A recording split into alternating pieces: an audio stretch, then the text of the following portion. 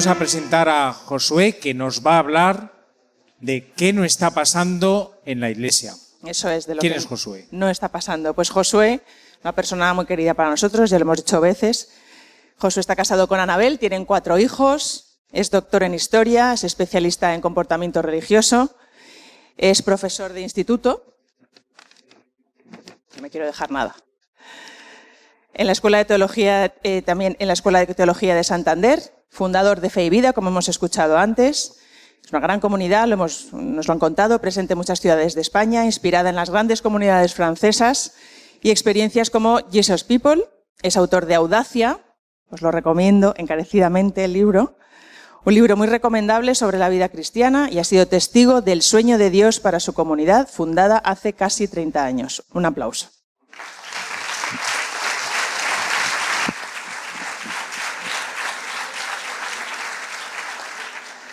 Nada, pues quiero decir que estoy súper contento de estar aquí. No pensábamos estar en este encuentro, al final, bueno, pues nos arregló venir y vinimos ayer noche y nada, estamos felices los que hemos llegado de la comunidad de poder compartir este tiempo con vosotros. Mi única preocupación es que esta es la tercera charla seguida que lleváis.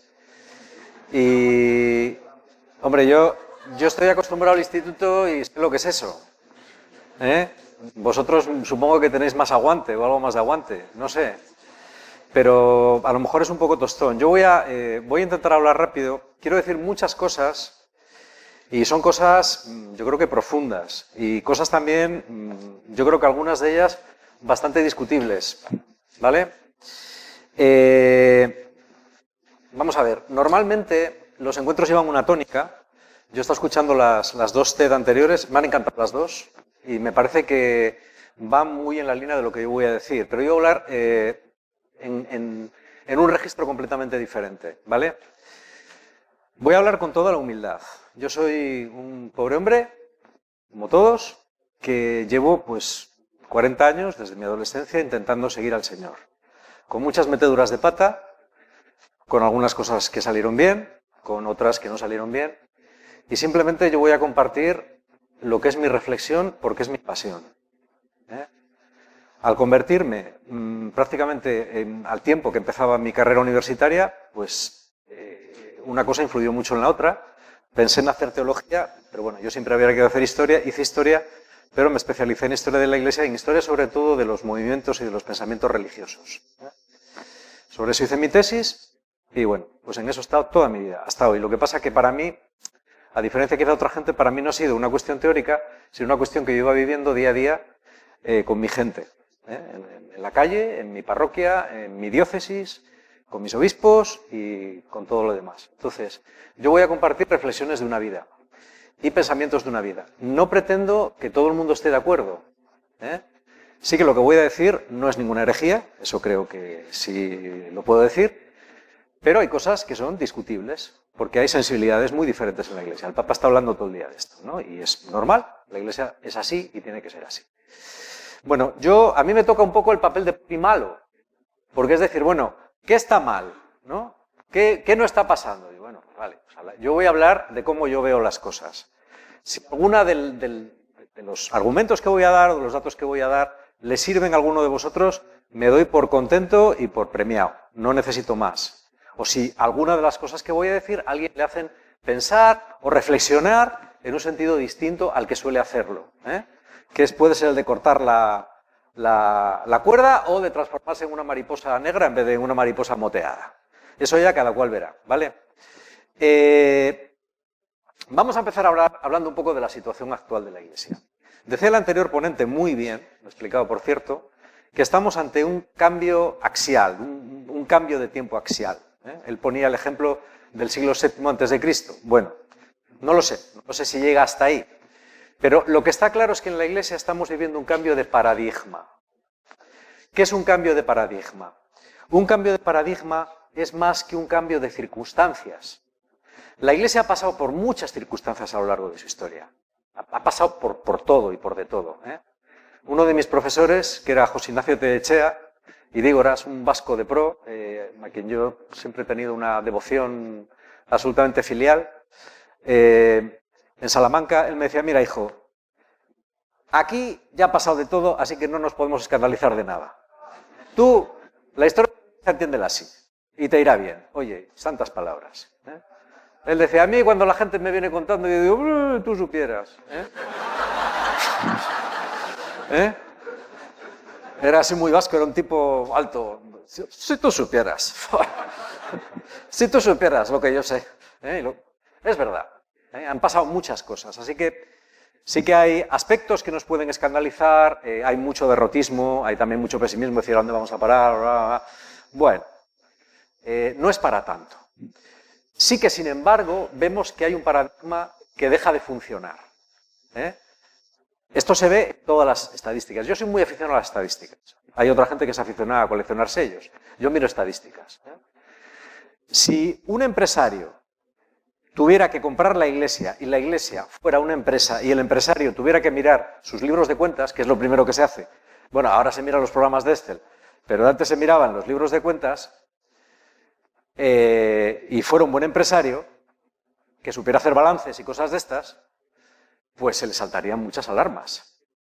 En la propia España, por ejemplo, diría, bueno, pues es que vamos a ver, en el año 1960 teníamos 5.000 seminaristas.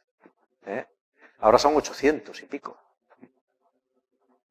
Resulta que entonces el 90% de las personas se casaban por la iglesia. Hoy son un 10%. Varía mucho según las diócesis, también es verdad. Pero hablamos en términos generales. En Francia, el año pasado se ordenaron 62 sacerdotes. Para toda Francia. Para toda Francia.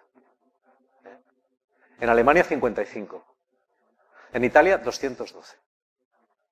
En España llevamos 89, probablemente lleguemos a los 100 este año. Este año 23 llevamos 89. Si comparamos estos datos con los datos de asistencia a misa, con los datos, por ejemplo, de participación en la primera comunión, los datos son absolutamente coherentes. Todos, absolutamente todos. No hay ninguno que contradiga esta tónica general, y es una tónica general de disminución. De disminución. Estaremos en lo que en mística se llaman pasividades de disminución, que es una forma bonita y poética de decir cuando vienen mal dadas, o muy mal dadas, ¿vale? Cuando las cosas, las instituciones son como los equipos de fútbol, es decir, cuando se ganan partidos, jugar mal, jugar bien, es lo de menos. Pero la gente dice, bueno, sí, juegan mal pero ganan. Cuando juegas bien pero pierdes, pues los entrenadores son despedidos. Dicen, hombre, están jugando muy bien, sí, pero pierden. Bueno, en la iglesia pasa un poquitín igual, y en cualquier asociación o en cualquier organización humana. Quiero decir también otra cosa. La iglesia es una institución humana, desde el punto de vista humano, incomparable con ninguna otra. Incomparable con ninguna otra. No hay ninguna institución en el mundo con aproximadamente 1.000, bueno, ¿cuántos miembros tiene la iglesia? Qué difícil es de saber, ¿no? Pero bueno, pongamos 1.100, 1.200 millones de personas bautizadas, pon que sean medianamente creyentes la mitad, aún así sigue siendo una fuerza descomunal. Es lo que en ciencia política se llama poderes globales no estatales. La iglesia es un poder global no estatal, extraordinariamente importante, porque es multinacional, multirracial, multicultural, pero a la vez está centralizada con una ley y con una jerarquía absolutamente estricta. Entonces, es una institución muy difícil de comparar con otras instituciones. Y además tiene una antigüedad de 2000 años. Nada se puede comparar con lo que es la iglesia. Lo que está claro es que hay un tipo de iglesia que parece que está desapareciendo, y eso enciende las alarmas de la gente. Y es comprensible. ¿Por qué? Pues lo que estoy diciendo, pues porque parece que va perdiendo partidos. Yo no soy pesimista. Ya sé que hay gente que te tacha de crédulo, que te tacha de, bueno, pues de feliz, de feliciano. Yo no soy pesimista. Yo profundamente, por encima de las estadísticas y de los procesos históricos, creo en la acción del Espíritu Santo en la Iglesia. En eso me diferencia un poco cuando escribo un libro. Vamos a ver, cuando escribes un libro como historiador tienes que ceñirte a lo que estás escribiendo como historiador. Pero como creyente veo las cosas de otra manera. Por eso no puedo ser pesimista. ¿Vale? La gran pregunta que se hace la gente es, esta es la situación, vale, estamos alumbrando una nueva era, hay que cambiar de color, hay que cortar la cuerda, pero ¿eso cómo se hace? En la práctica, ¿qué podemos hacer, no? Bueno, yo creo que, como decía también el ponente anterior, yo creo que muy bien, esto va a ser una época de generaciones de cristianos, ¿eh? Es decir, va a ser un cambio a largo plazo y no tenemos que ser impacientes. Es curioso que yo, cuando era más joven, bueno, cuando era joven, porque ya no lo soy, sí es curioso decir, cuando era más joven, bueno, yo cuando era joven era más impaciente. Decía, venga, esto hay que sacarlo ya, ¿no? Ahora, a medida que me voy haciendo mayor, a la gente de la comunidad le digo, tranquilo, tranquilo. Yo creo que hay gente que dice, ¿este cuánto pensará vivir? ¿No? Me dice, tranquilo, tranquilo. Y bueno, tranquilo, que las cosas llevan tiempo, ¿eh? Llevan tiempo, no hay que tener miedo, hay que ser paciente. ¿Cuál es la solución? Mirad, yo pienso que para entender lo que es la Iglesia hoy, tenemos que remontarnos un poquitín a la historia. ¿Eh? Porque la Iglesia no siempre fue así. La gente dice, es que la Iglesia se está hundiendo, digo, ¿no? ¿Qué va? Se está hundiendo un modelo de Iglesia, ese sí. Ese claramente todos los indicadores demuestran que se está hundiendo. Está claro que un modelo que en los últimos 1000 años y sobre todo en los últimos 500 ha funcionado razonablemente bien, a principios del 20 ya empezó a ranquear un poco y ahora está en caída libre. Pero no es la Iglesia, es un modelo de Iglesia, una forma de concebir la Iglesia. Desde mi punto de vista, yo sé que hay gente que piensa que este modelo de Iglesia, el que tenemos ahora exactamente igual sin cambiar nada, va a seguir ahora así y el siglo que viene y por los siglos de los siglos hasta que el Señor en su infinita gloria venga a rescatarnos. Yo respeto mucho ese punto de vista, pero no lo comparto en absoluto. Y ya digo que esto es opinable porque ninguno de nosotros sabemos lo que va a pasar, solo Dios lo sabe.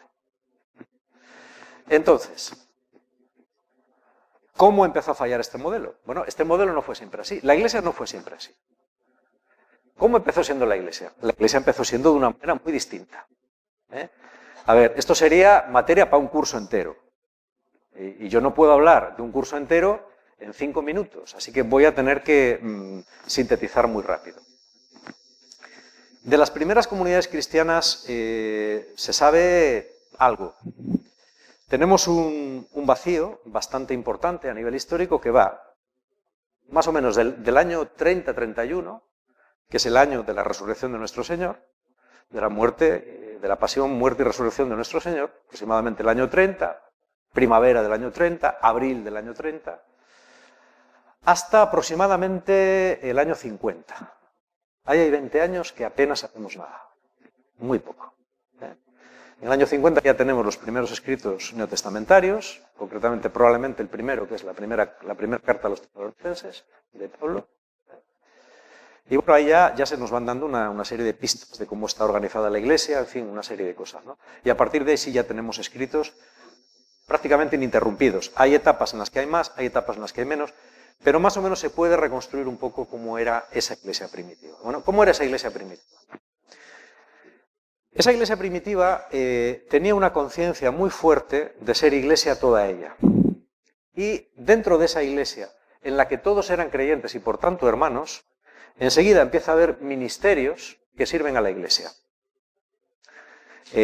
Hay muchas listas de ministerios distintas, concretamente en el Nuevo Testamento tenemos varias, pero bueno, hay una serie de nombres que se repiten siempre. Vemos que están los ancianos, presbiteroi, es decir, presbíteros, vemos que están los profetas, vemos que están los maestros, hay una serie de ministerios que andan por ahí, y a medida que va acabando el siglo I, vemos que hay ministerios que van desapareciendo, el ministerio de profeta va desapareciendo, también existe el de profeta itinerante, hay autores que destacan mucho la importancia de esta gente, como Gervon Teisen y otros. Bueno, básicamente todos los autores están de acuerdo en que las iglesias eran pequeñas, muy comprometidas,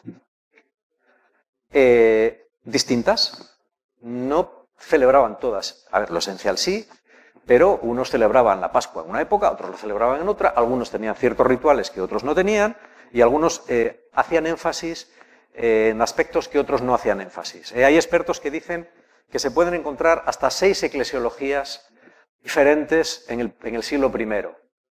6 formas diferentes de entender la Iglesia en el siglo I, generalmente dependiendo de dónde estaban, de en qué lugares estaban, si ven en Egipto, Alejandría, en Asia Menor, Antioquía, en la zona de Asia, que sería la zona de Turquía, más o menos en Grecia, o ya algunos grupos incipientes en Roma, o incluso en la Galia o en Hispania, que fueron tal. Las iglesias eran así, eran diversas, pero todas tenían la idea, y esto se ve, es decir, se ven las cartas de los obispos, de pertenecer a una gran iglesia. También se ve en Pablo ya esto. Pablo tenía una ideología muy diferente a la que podía tener la Iglesia Madre de Jerusalén. La suya era una idea de la Iglesia de Antioquía muy también a lo suyo, pero Pablo tenía la conciencia plena de que la Iglesia de Jerusalén y la suya eran la misma y que esa unidad había que mantenerla. Por eso él es en la famosa colecta que llevan a Judea hacia el año 50 o 50 y pico, ¿vale? Las iglesias eran así. La pertenencia a las iglesias, ya vamos a ponernos en el siglo II, siglo III, fijaros, tener en cuenta que estamos con una gente que no tiene templos, no hay templos. No existe un clero propiamente diferenciado que vista de una manera diferente. Sí que existen ministerios. Existen episcopoi, que son, episcopeo es en griego, en koiné, es el verbo que significa vigilar, controlar, que las doctrinas que van surgiendo están en la comunión de la fe heredada y que garantizan la unidad de la Iglesia. Esto ya surge desde el principio prácticamente, pero ya lo vemos perfectamente, en el siglo II ya está perfectamente asentado. Luego ya eso evoluciona en el episcopado monárquico, que es el obispo, digamos, como cabeza absoluta de toda la comunidad, y eso se va imponiendo en todas las iglesias, tanto de Oriente como de Occidente. Bueno, la gente que está en la iglesia no entra fácilmente a la iglesia. Porque Rodney Sparks, que es un historiador sociólogo norteamericano, él tiene un librito que se titula La expansión del cristianismo, está traducido al español ahora, es una pequeña maravilla, podéis leerlo porque además está muy bien escrito. Él dice, ser cristiano en los primeros siglos era una cuestión arriesgada. ¿Por qué? Bueno, porque no es que estuviesen persiguiendo a los cristianos todos los días. Dijeron, tú cristiano, toma. No era así. Pero sí que las persecuciones, que normalmente iban por zonas, a veces, más raramente eran persecuciones imperiales, que esas eran las duras, porque no podías escapar, pero había persecuciones locales, que podían ser de los paganos, de otras religiones o de las autoridades locales. Pero en aquella época la gente era muy bruta, O sea, no es que te detuvieran y te metieran en comisaría y te dijeran, a ver, venga, te vamos a denunciar y te vamos a poner una multa de 200 euros y 10 horas de servicio a la comunidad. No. Te podía costar la vida. La vida en aquella época no valía mucho. Entonces, la exigencia de los cristianos era muy fuerte. Porque si tú eras cristiano, se suponía que había cosas que no podías hacer. Si te daban carne sacrificada a los ídolos, los famosos idolotitos, no podías comerla. Si te mandaban a arrodillarte delante de una estatua del emperador o de Zeus o Júpiter olímpico y eras cristiano, no podías hacerlo. Y si no lo hacías, te mataban. Podían venderte como esclavo, no sé qué era peor, pero frecuentemente te mataban. Tenemos las actas de los mártires, yo es una lectura que leo como lectura espiritual, me viene muy bien, sobre todo cuando estoy de bajón o me quejo mucho y estoy harto de todo y de todo el mundo, me leo las actas de los mártires. Y cuando acabo digo, quéjate. Es como si Dios me dijera, quéjate, pringao. ¿Qué habrías hecho tú aquí? A ver, Señor, yo creo que no habría adorado, pero no sé, vete tú a saber. Es muy duro. Un cristiano traidor podía hacer mucho daño a la comunidad. Mucho daño, porque podía denunciar a sus hermanos. Por consiguiente, los cristianos no evangelizaban, no hacían campañas de evangelización, ni ponían clips en internet, ni salían a la calle tocando la guitarra diciendo, ven con nosotros. No era así. El éxito, bueno, Rodney Sparks, por ejemplo, hay otros también que lo insinúan, es que los cristianos tienen una red de solidaridad extraordinaria entre ellos.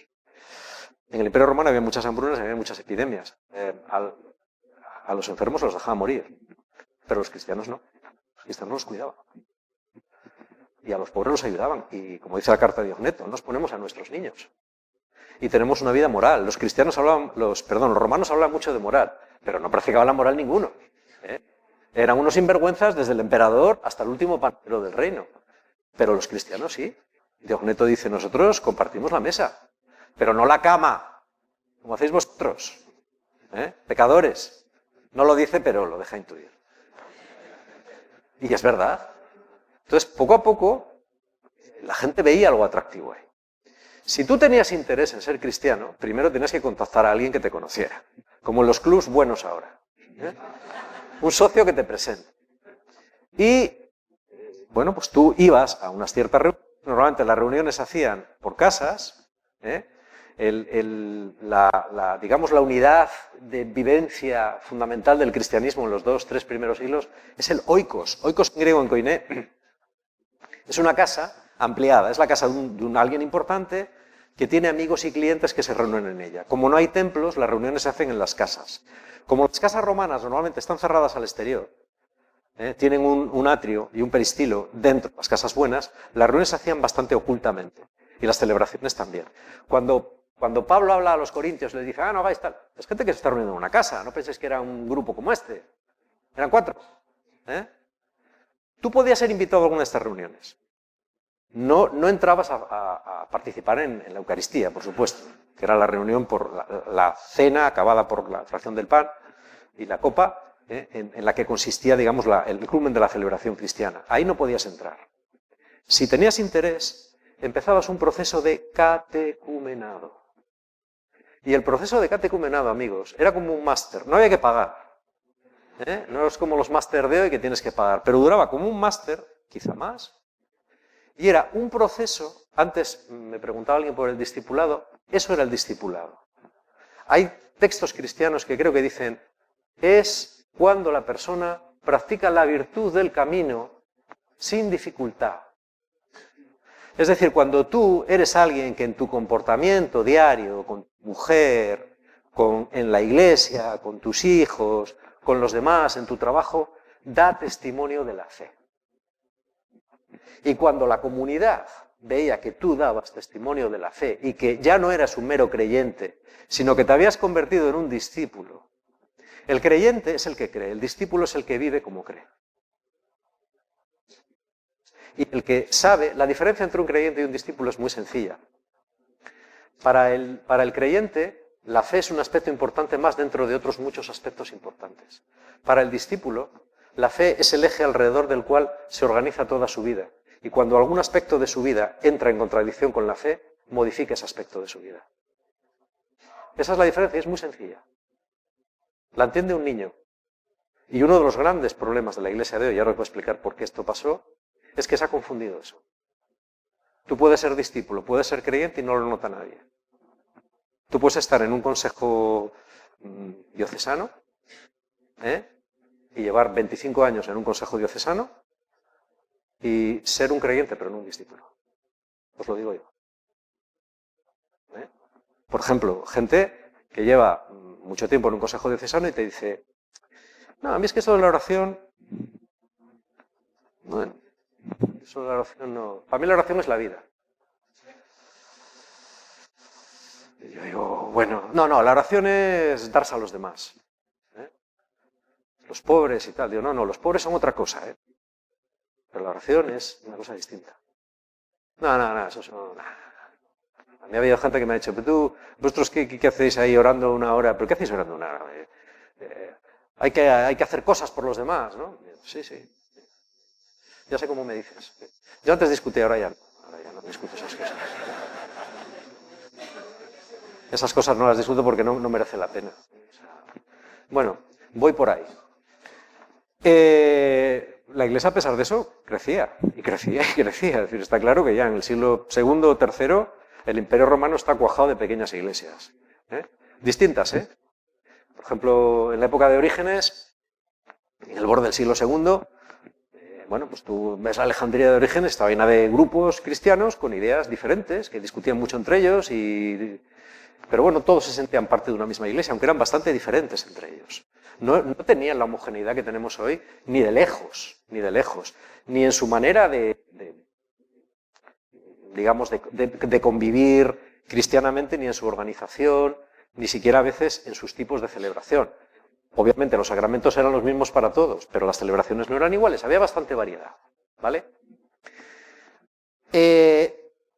La Iglesia va creciendo y todo esto cambia radicalmente a partir del siglo IV. En el siglo IV, bueno, se habla mucho de Constantino. Yo con Constantino he tenido distintas a lo largo de mi vida. Una época en la que me pareció que había sido tremendamente malo, cuando era más joven, que había destruido la Iglesia. Después, durante mucho tiempo pensé que no había sido para tanto, ¿eh? Y ahora no sé muy bien qué pensar. No sé muy bien qué pensar. No es la culpa solo de Constantino, fueron una serie de circunstancias que probablemente no había otra salida, otra solución. El Imperio Romano estaba completamente deshecho desde el siglo II. Había aparecido unas crisis muy fuertes a nivel institucional, a nivel económico también. Digamos que todo su entramado jurídico e institucional de provincias, alcaldías y tal, estaba completamente ya medio derrumbado. Y la Iglesia ofrecía, primero, un soporte vital muy importante, era gente muy bien organizada, muy bien dirigida por sus obispos, y los emperadores fueron viendo que podían proporcionar un andamiaje que sostuviera lo que quedaba del Imperio Romano. Entonces, ¿que Constantino se convirtió? Probablemente. ¿Que la suya fue una decisión política? Toda seguridad. ¿Que Dios se le apareció? Pues no lo sabemos, ¿eh? Lo que sí sabemos es que poco a poco una parte del poder imperial, de la estructura de poder imperial, se fue trasvasando a la Iglesia. Esto no pasó de la noche a la mañana, no pasó un día para otro, no pasó en todas las regiones igual, pero fue pasando. Y rápidamente ya Teodosio, bueno, pues ya pone el cristianismo en el año 380 como religión oficial del Estado. No es que el paganismo desaparezca, como nos dicen, en absoluto. El paganismo siguió existiendo. Y los cristianos tampoco es que persiguieran sistemáticamente a los paganos, como se ha dicho. Después, es decir, siguieron existiendo templos paganos, siguió existiendo un sacerdocio pagano durante por lo menos un par de siglos más, o siglo y medio. Pero todo el mundo se dio cuenta de que ser cristiano ahora molaba. Y además era recomendable, porque el viento de la historia soplaba a favor, y porque si tú querías ser funcionario de la Casa Real, o querías ser un alto cargo en el imperio, al ser la religión cristiana la religión oficial, pues valía más que fueras de esa religión. Hubo intentos de volver eso atrás, pero al final el cristianismo se llevó el gato al agua y sus competidores, el mitraísmo, los cultos de Isis y alguna otra cosa más que había por ahí, se perdió. Y la Iglesia se convirtió en la religión oficial del Imperio Romano. Y eso no había sucedido nunca. Entonces, ¿qué fue lo que pasó? Que se empezó a bautizar con manguera. Bueno, en aquella época no se llamaba mangueras, pero obviamente el catecumenado, ante tal avalancha, tuvo que bajar de nivel. Empezó a reducirse un catecumenado que podía durar 1 año, 2 años, 3 años, 4 años, según. Tú tenías un padrino de bautismo, que era el padrino, no es como ahora el cuñado de la no sé quién, que si no, ay, ponme a tu cuñado, que si no le va a sentar muy mal, pero si no cree en Dios, no, pero ¿qué tiene que ver? ¿No? ¿Qué tiene que ver? Vamos a ver, ¿te vas a llevar mal con tu cuñado por no ponerle de padrino a tu hijo? No, en aquella época el padrino era el que garantizaba que tú eras un cristiano delante de toda la comunidad y que tú no les ibas a salir rana. Tú dabas fe de él, de su conversión. A medida que el catecumenado va descendiendo 1 año, después va descendiendo a meses, luego a la cuaresma y luego a nada prácticamente. Esto no pasa de la noche a la mañana. Esto empieza a pasar ya hacia el siglo VI. Unos 200 años después el catecumenado va desapareciendo. Y todo el mundo está bautizado y todo el mundo es creyente y todo el mundo es cristiano. ¿Vale? Bueno, la Iglesia tiene casi 1000 años más o menos y en el siglo XI hay una siguiente vuelta de tuerca y es que la Iglesia, la jerarquía de la Iglesia, se da cuenta de que está completamente atada y amarrada por los poderes seculares. El Papa por el emperador, los obispos por los nobles y por los reyes, y entonces la Iglesia, a ver, estoy diciéndolo de una manera muy simplificada, pone en marcha la famosa Reforma Gregoriana, que no solo por el Papa Gregorio VII, porque empezó antes, empezó con León IX y acabó mucho después. Podemos decir que hasta el Concordato de Worms, que es en 1122, no se termina la Reforma. La Reforma tenía una buena intención, que era la de separar a la Iglesia del poder de los nobles. Pero tuvo una consecuencia muy negativa, y es que, si no oficialmente, sí ociosamente, separaron la Iglesia. Con lo cual, laicos, que viene de Laos, es decir, pueblo, se separó, digamos, de los clérigos, que eran numerosos, y a los que prácticamente se convirtió solamente en Iglesia. Después se saldría la teoría o la teología de la Iglesia docente, que es la que enseña, y la Iglesia discente, que es la que escucha y nada más. Tu niño ver, oír y callar. ¿Vale? Entonces, la Iglesia es el clero, el Papa, los obispos, los curas y las monjas, y los laicos pues son, bueno, lo que queda. Por eso durante todo el siglo XX hay unos esfuerzos terribles por una teología del laicado, cuando yo creo que ese es un problema falso. No me voy a meter en esto porque es un problema eclesiológico de mucho cuidado, pero yo creo que es un problema falso, porque al final lo que está es la Iglesia de Dios con unos ministerios que sirven a la Iglesia de Dios. Por eso el Concilio Vaticano II, una de las cosas más simbólicamente importantes que hizo fue el famoso esquema 13, luego dio lugar al Lumen Gentium, que es el documento más importante del Vaticano II. Por vez primera, no empieza hablando de la Iglesia desde la jerarquía, sino desde el pueblo de Dios. Y eso es un giro copernicano. Pero bueno, ¿qué más da? Poner uno primero que otro después. No, da muchísimo más. ¿Por qué? Porque estás diciendo que todo el pueblo de Dios es Iglesia y que todo el pueblo de Dios es santo. Entonces ya no hay esta distinción de que si unos son de primera, otros de segunda y de tercera. No, todo el pueblo de Dios está llamado a la santidad. Y eso el Concilio lo deja muy claro y los papas lo han dejado clarísimo. Juan Pablo II en la Christi Fidelis Laici, es una cita digna de leer y de subrayar, deja esto, lo explica muy bien. ¿Vale? Esto todavía, este esquema de separación primero, entre creyentes de verdad y creyentes sociológicos, y después, entre clero y laicos, este esquema divisorio se acentuó todavía más en el Concilio de Trento. El Concilio de Trento tuvo lugar de 1545 a 1563, y lo malo que tuvo el Concilio de Trento es que se hizo en el fragor de una batalla. Es decir, el Concilio de Trento es la puerta de entrada a la Guerra de los 100 años, y es una época en la que protestantes y católicos, Serena, ¿dónde estás? ¿Estás ahí? Bueno, pues en esa época más te habría valido esconderte bien escondido. Y a los católicos igual. Porque Europa estaba dividida en dos, abierta en canal, y celebrar un concilio en estas circunstancias es complicado. ¿Por qué? Bueno, Hubert Jennings es un historiador alemán que ha estudiado quizás el que mejor el Concilio de Trento, tiene un tocho así. Él te explica muy bien en las distintas fases del concilio, cómo se produjeron. El Concilio de Trento, como en todos los concilios, había facciones. Había una facción más pacifista, digamos, que era la facción erasmista, y había una facción más dura. Triunfó la dura, que era la de marcar mucha diferencia con los protestantes.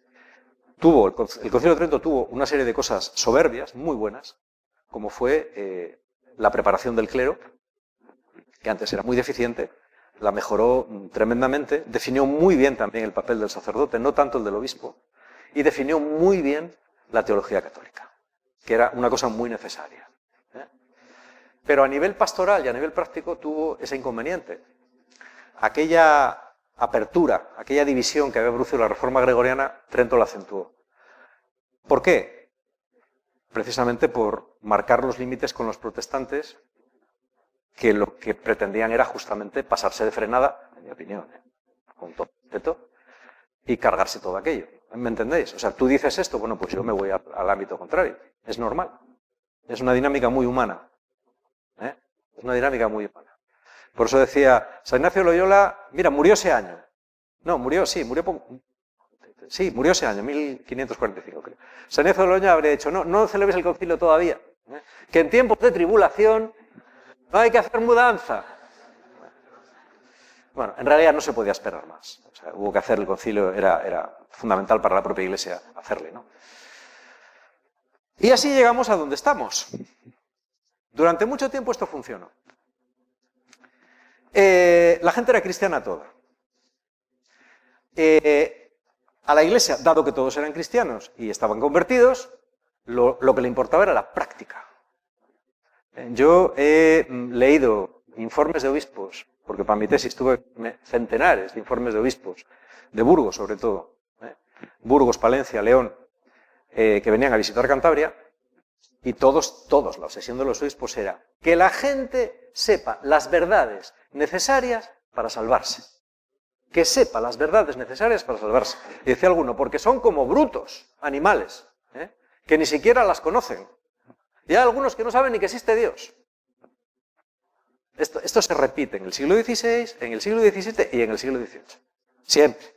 Un obispo llega y dice, esta gente es muy bruta, no saben nada, que se les enseñe, por lo menos el credo y el Padre Nuestro. Que vayan a misa y que cumplan por Pascua. Y ya. Bueno, la historia sigue adelante y mientras hubo una sociedad rural marcada por los ritmos, digamos, estacionales, no urbana, este esquema funcionó bien. Incluso en las parroquias urbanas ya, por ejemplo, los clérigos seculares, dominicos, franciscanos, jesuitas también tuvieron un papel importante, en el campo menos. Pero así se llegó a lo que es el sistema de cristiandad. El sistema de cristiandad es en que todo el mundo está convertido. Cuando yo era pequeño y nos daban las huchas con una cara de chinito, en forma de chinito, el día del Domund, para ir por ahí echando la moneda, era para convertir a los chinitos. Claro, si a mí alguien me pregunta, niño, ¿tú estás convertido? Yo le he dicho, ¿qué pregunta es esa? Sí, tú me ves cara chino a mí. Claro, El catecismo del Padre Astete empezaba a decir, decid, niños, ¿sois cristiano? Sí, soy cristiano por la gracia de Dios. Claro. O sea, vamos a ver, ¿qué pregunta era esa de convertirte? Tú no serás judío o moro, ¿no? Porque solamente si eras judío o moro no estabas convertido. Si eras cristiano, ¿qué convertido ni qué no convertido? Como decía una señora que su sobrino se casó con una chica protestante y decía, ¡ay, Dios mío de mi vida! Dice, como una protestante se ha ido a casar, no habrá pocas bautizaditas como Dios manda. Ya ha tenido que ir a buscarse una protestante, decía. Bueno. Vuelvo a por donde empezaba al principio. Ahora, ¿qué es lo que pasa? Bueno, pues ahora, por resumir y por terminar, que no me voy a enrollar mucho más. Yo creo que la Iglesia ahora tiene tres problemas. Tres problemas. Solo tres. La Iglesia siempre va a tener muchos problemas. A ver, se habla mucho y con esto hay que tener mucho cuidado, se habla mucho del tema de la pederastia. Todo esto ha sido dramático, ha sido terrible. No nos podemos hacer idea en España tanto, pero por ejemplo la Iglesia de Estados Unidos está absolutamente devastada por este tema. Con ser un tema terrible, sobre todo para las víctimas, no es el gran problema de la Iglesia. Y esto puede que no sea políticamente correcto, pero con ser algo dramático no es el gran problema de la Iglesia. Por supuesto es algo que hay que corregir, que hay que sanar y que hay que limpiar. Eso lo dice el Papa por activa y por pasiva. Yo creo que la Iglesia tiene tres grandes problemas históricos. El primero es el salir del esquema de cristiandad. Es decir, que todavía se pueda decir en España, sin que nadie se espatarre de risa, yo soy cristiano, no practicante, es como si yo digo, yo soy padre, no practicante. Yo soy marido, lo que pasa es que no practico. O digo, no, yo soy del Athletic de Bilbao, pero no practico. O sea, no, la verdad es que, mira, si pierden a mí me da igual. Pero vamos a ver, eso es un oxímoron, eso es... ¿Cómo quieres? Pero no practicas, o sea, O si yo digo, yo soy amigo pero no practico. Eso es absurdo, eso no tiene ningún sentido. Sin embargo, en el ámbito de la fe, sí, la gente lo dice y se queda. No, yo soy cristiano no practicante, pero ¿cómo? Tú no puedes ser algo de verdad y no practicar. Porque algo que tú crees y que informa tu totalidad de vida tiene que llevarte a practicar una serie de cosas. No me refiero solo a lo cultural, sino a todo lo demás. Esto es de cajón de madera de pino, ¿no? No sé, digo yo. Bueno, con eso tenemos que acabar.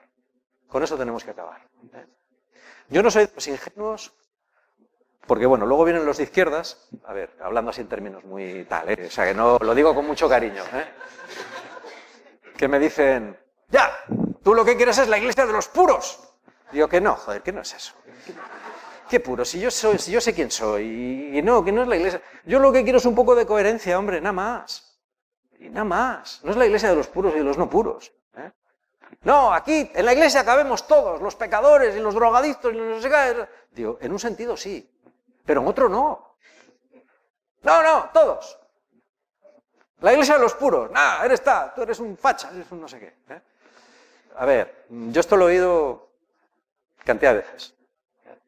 Yo digo, pero que no es eso. No, aquí lo importante es lo otro. No, lo importante es que la gente conozca a Jesús, se convierta a Él. Cada uno a su manera, y cada uno, como dice Pablo, en la medida de la fe que Dios le otorgó, ya está. Y no comparar a nadie. Yo no voy a decir... Yo conocí una chica que tenía un novio, el pueblo le tenía amargado, porque ella consideraba que no era suficientemente cristiano, y a veces le dejaba, ¿no? Y ella era muy fervorosa, decía, no, te voy a dejar, no eres suficientemente cristiano. Y tú decías, ¿pero qué tengo que hacer? Si yo voy contigo todos los... No, me parece que no estás convertido tú, Te voy a dejar. Hombre, tampoco es eso. El pobre hombre, yo no sé al final cómo acabaron, pero tampoco es eso. Pero sí que la gente opte por Jesucristo. Que la gente opte por Jesucristo. Que si eres cristiano, que tengas una experiencia de conversión y que hagas lo que puedas. El grado de santidad, mira, los talentos que Dios te dé, eso ya es otra cosa. Pero tómate en serio tu fe. Y os voy a decir una cosa, en esto todos los exégetas están de acuerdo. El mensaje de Jesús es un mensaje radical.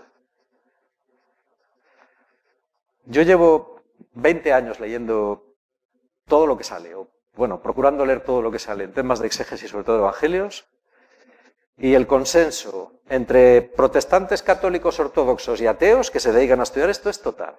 Jesús propone un mensaje radical, lo cojas por donde lo cojas. Y ese mensaje radical no es para los discípulos uno y para los otros otro y para los otros otro, no. El mensaje de Jesús, esto no es opinable, esto es exegéticamente histórico. El mensaje de Jesús es igual para todos. No porque yo lo diga, sino porque parece ser que era así. Que él predicaba este mensaje radical a todo el mundo. Pues había gente que pasaba de él, que decía, dura palabra es esta. Y se marchaba. Lo mismo sucederá hoy. Y no pasa nada. Lo que no puede ser es decir que seguimos siendo cristianos cuando no llegamos ni a creyentes. Y cuando nuestra fe es un aspecto más en nuestra vida, entre otros muchos. Y ni siquiera el más importante. Esta separación, que puede parecer muy teórica, es esencial. Y condiciona muchas cosas. Porque claro, si yo voy a dedicar todos mis esfuerzos a mantener una pastoral de mantenimiento en la cual yo sé que la gente no está convertida, yo sé que, por ejemplo, la gente que viene a mi parroquia o la gente a la que yo le estoy dando misa, no se hablan entre ellos, por temas en los pueblos, por temas de herencias o por temas de broncas que han tenido unos con otros o tal, pero vienen a comulgar religiosamente y yo les doy la comunión sabiendo, o la gente está viviendo situaciones irregulares y yo sabiéndolo, le sigo dando la comunión y le sigo... Yo no quiero ponerlo en plan talibán, ni digo que no haya que acoger con misericordia a todo el mundo, pero digo que de alguna manera, tenemos que diferenciar lo que es y lo que no es, porque si seguimos tratándolo a todo igual, no salimos de este marasmo en la vida. Y seguiremos con una iglesia de cristiandad que se va a caer a pedazos hasta que los últimos pedazos nos caigan encima de la cabeza a los que estamos. Eso es lo que yo pienso. Y ahí sí que soy pesimista. Es decir, esta distinción de cristiandad a hacer del cristianismo una opción personal es fundamental. Esa es la primera.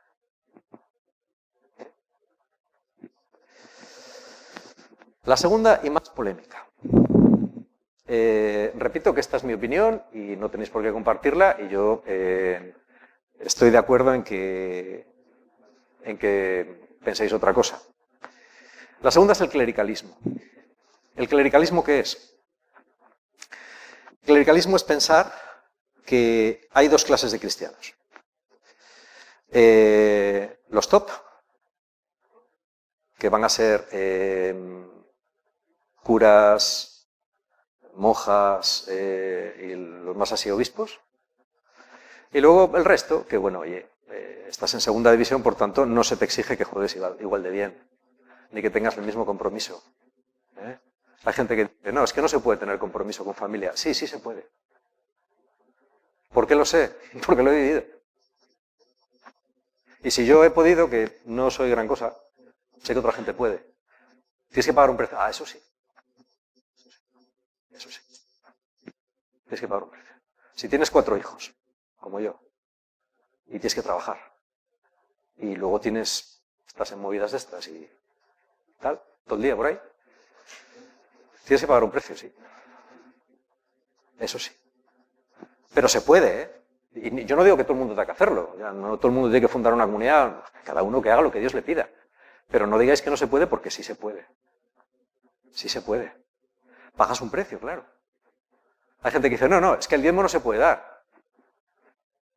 Mira, pues nosotros somos 80 personas y la gente lo da.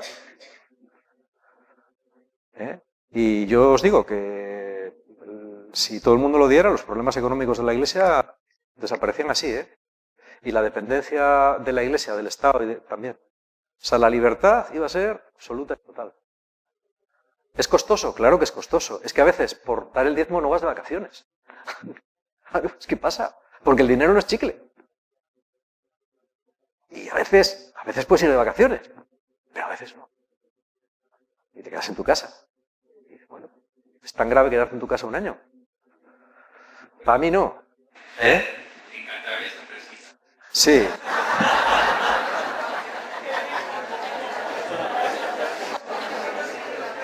A ti te mete ahí en Cantabria un verano de esos, que no sale el sol, y cuando te das cuenta es octubre y dices, joder, pero si empieza el otoño otra vez. Dices, ¿pero dónde? Pero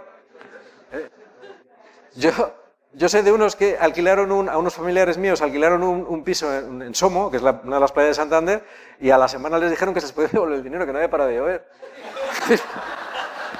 Y ellos dijeron, ya, pero es que esto es Santander, ¿sabes? Cuando alquilasteis, dijo, joder, pero es que aquí no hay que vaya a ningún lado, no para de llover. No, pues no les devolvieron el dinero, claro. O sea, hay que decir, bueno, sí, en Santander está fresquito, eso sí, pero a veces muy fresquito, O sea, bueno, ¿qué quiero decir? No es ponerte en plan mártir. Mira, ninguno de nosotros nos hemos muerto, ni somos mártires, ni nos ha pasado nada grave. Hay gente que puede decir, ay, qué admirable sois. Que no penséis que es para tanto. Es simplemente tener una cosa clara y hacerla. ¿Entendéis? No penséis que por ser laicos todos los dones los tienen los sacerdotes. Porque no es así. Teológicamente no es así. El sacerdote tiene sus dones propios y los recibe de una manera especial, que es a través del sacramento. Pero hay otros dones, hay otros ministerios. Bueno, hay teólogos que prefieren no hablar de ministerios, porque les suena como muy protestante y prefieren hablar de funciones. Bueno, llámalo X. Que tú puedes tener y que de hecho tienes. Hay teólogos, bueno, incluso ya Ranner en el año 72 decía que teológicamente hay laicos que pertenecen a la jerarquía, decía Ranner. Sí, a ver, yo entiendo lo que él quiere decir. Piensa, por ejemplo, en Kiko Argüello. Kiko Argüello es alguien que no está ordenado, pero que su papel, digamos, carismático y su papel movilizador es muy grande, ¿no? Bueno, yo creo que la Iglesia en el futuro va a tener que ser creativa. Hay una teología muy interesante, por ejemplo, todo lo que escribe ahora mismo el padre de todo esto es Yves Congar. A mí Yves Congar me ayudó muchísimo a entender todo esto, ¿no?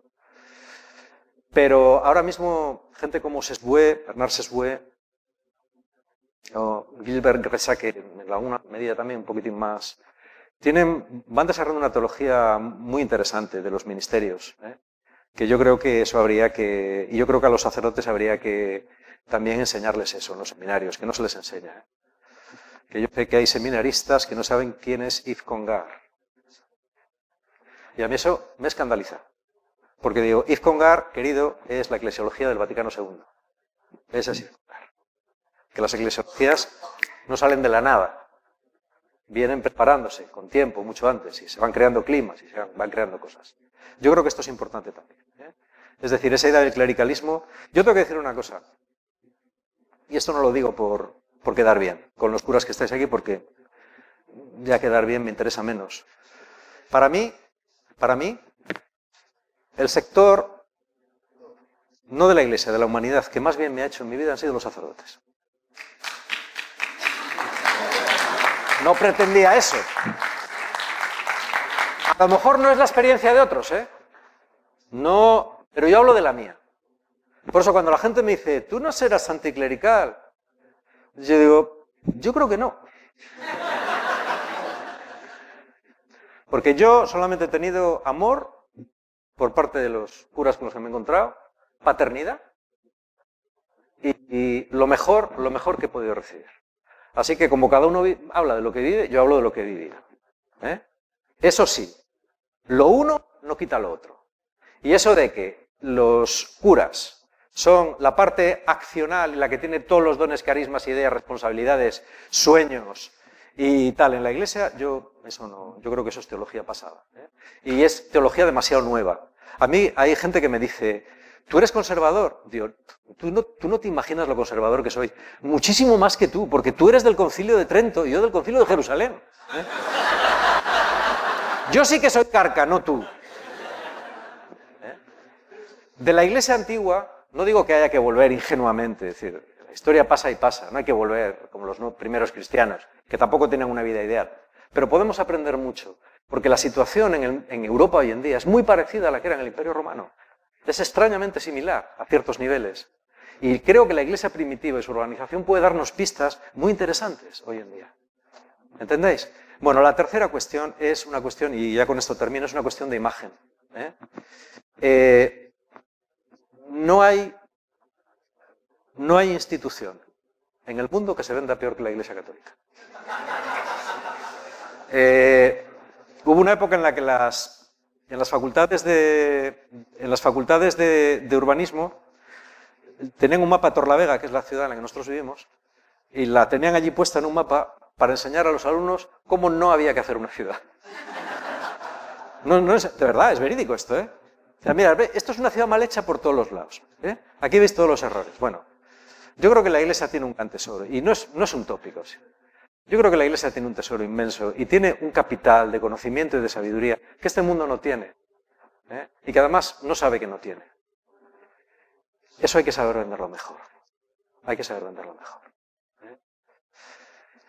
Yo, y esto puede parecer a lo mejor muy crítico, yo estaba viendo el otro día la misa de la festividad de San Pedro y San Pablo, lo estaba viendo en la televisión católica francesa, en el Vaticano. Estaban dando desde arriba, y yo digo, cualquier persona que vea esto, es muy bonito, litúrgicamente es precioso, ¿no? Digo, pero esto es una función totalmente medieval. O sea, el Papa en un trono en medio, solo, 2 guardias suizos con las alabardas enfrente, todos los cardenales vestidos de rojo o tal, después los sacerdotes vestidos de blanco, más allá al fondo, que es el pueblo, ¿no? Yo veo eso y no me escandaliza porque es lo que he visto toda la vida y sé el sentido litúrgico que tiene y todo lo demás. Pero yo ya estoy en la Iglesia, a mí no me tienen que convencer. Si no me he ido a estas alturas ya, yo estoy amortizado. La gente no, ¿eh? La gente no. ¿Hay que seguir haciendo las cosas así? No sé, yo no entra en mi responsabilidad, no me meto, pero simplemente digo cómo ve esto la gente. Yo a veces he llevado a personas, mi hermano concretamente, que es ingeniero de caminos, no practicante, casado por lo civil, porque yo le dije que como se casase por la Iglesia, yo no iba a su matrimonio. Y me acuerdo que, bueno, bautizó a sus hijos, eso sí que le insistí más, y recuerdo que él salió de la predicación, el cura estuvo hablando como un montón, y salió y me dijo, oye, quiero hacer una pregunta. Digo, lo que ha dicho ese hombre, dice, lo que ha dicho el cura, ¿tiene algún sentido? Quiero decir, ¿tiene alguna coherencia interna? Es decir, ¿significa algo? Digo, sí, hombre, sí. Es que para mí es como si me hubiera estado hablando de las crónicas de Narnia o algo. Dices, que me ha parecido un lenguaje absolutamente... que no dice absolutamente nada. Digo, pero es que tú eres un pagano, Saúl. Ya no se lo dije así, pero...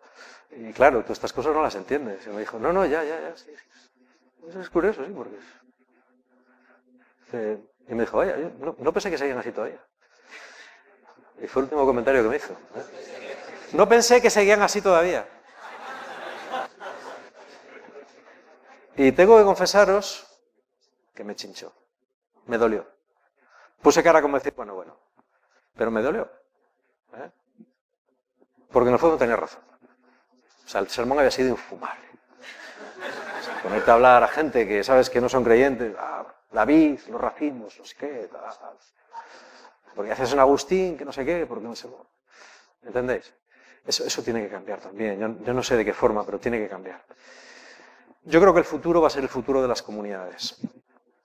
Jean-Michel Garrigue, que es un teólogo francés, uno de los autores del Catecismo de la Iglesia Católica, él dice que la iglesia del futuro va a ser una iglesia construida de pequeñas comunidades diferentes, que algunas serán parroquiales, otras serán laicales, otras serán religiosas.